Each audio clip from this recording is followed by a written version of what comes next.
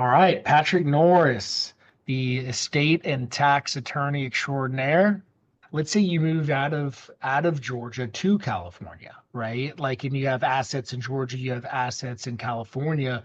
Would you be able to have all those assets in both states in a revocable trust in Georgia, or is that, or would you need to have two different revocable trusts based on jurisdiction? No, you can that the revocable trust can provide a lot of value for people that move around because, if you have the revocable trust, you're still going to have a will. Normally, you'll have what's called a pour over will, and the will will just say, I give all my assets to my trust. So it just literally pours over into the trust. So that way, if some stuff's already in the trust and some stuff is not, it all gets to the trust because the will just pours it over.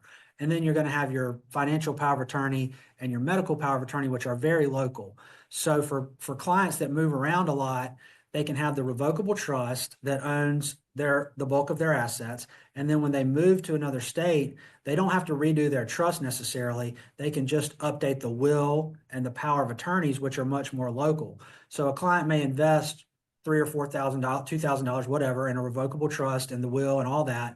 And then they move to another state and they may spend, a couple $100 to update their will and power of attorney only.